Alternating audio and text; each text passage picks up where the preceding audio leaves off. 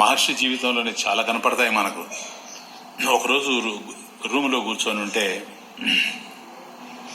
భక్తులు ఉంటారు.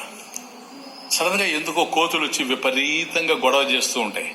కచకచమని అక్కడ దగ్గరలోనే, ఏది ఆశ్రమంలోనే స్వామి యొక్క ఆ గదికి దగ్గరలోనే గొడవ పెడుతుంటాయి.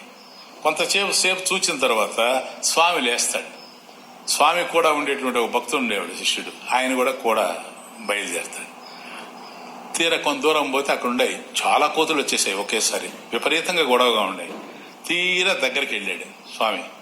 ఆయన దగ్గరకు వస్తూ ఉంటే అవి ఆ కిచకిచలంతా ఆపేసాయి, సైలెంట్ గా ఉన్నాయి.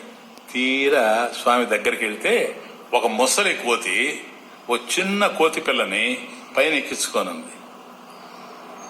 అక్కడికి వెళ్ళాడు స్వామి. చెట్టు దగ్గర అది ఉంది, మిగతా అన్ని చూస్తూ ఉన్నాయి. అక్కడికి పోయి అంటాడు, తాత పాప నీకు చాలా బాధ వచ్చింది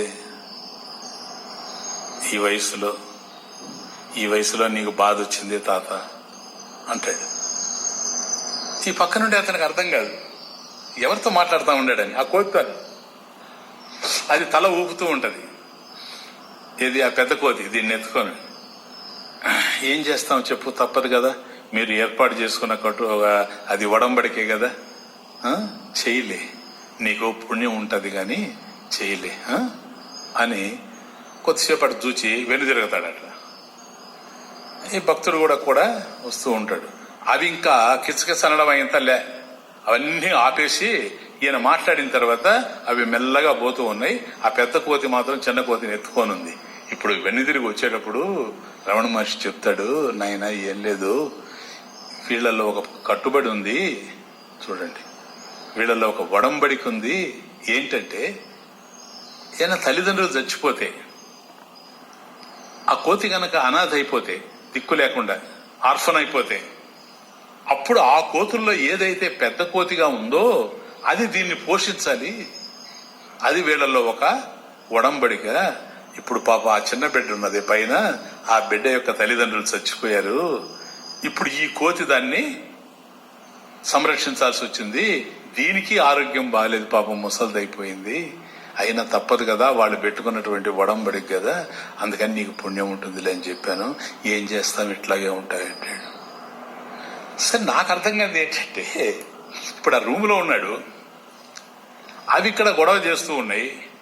ఈ గొడవ వెనక ఇంత రాద్ధాంతం ఉందని ఆయనకి ఎట్లా తెలిసింది? నా ప్రశ్న, నా డౌట్ మీకు చెప్తున్నా, సందేహమే. సరే, వచ్చాడు అనుకోండి, వచ్చి ఇప్పుడు ఆయన మాట్లాడిన భాష ఏంటి? కోతి భాష కాదు కదా. ఒకవేళ వాటికి భాష ఉంటే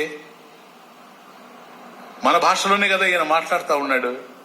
వాటికి ఎట్లా అర్థమైంది? కాబట్టి వాళ్ళకు వచ్చిన సమస్య స్వామికి ఎట్లా తెలిసింది?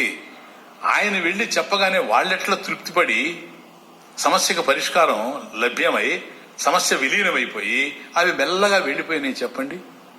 కాబట్టి ఒక జ్ఞాని కేవలం మానవుల్లోనే కాదు, సమస్తంలో నిండి నిబిడీకృతం అయిపోయినాడని అర్థం. ఆయనకి తెలియందే లేదు, సమస్తంలో తానే ఉన్నాడు. కారణం ఏమిటి? ఆ చైతన్యం తానేనని తెలుసుకున్నటువంటి వాడు కనుక అయితే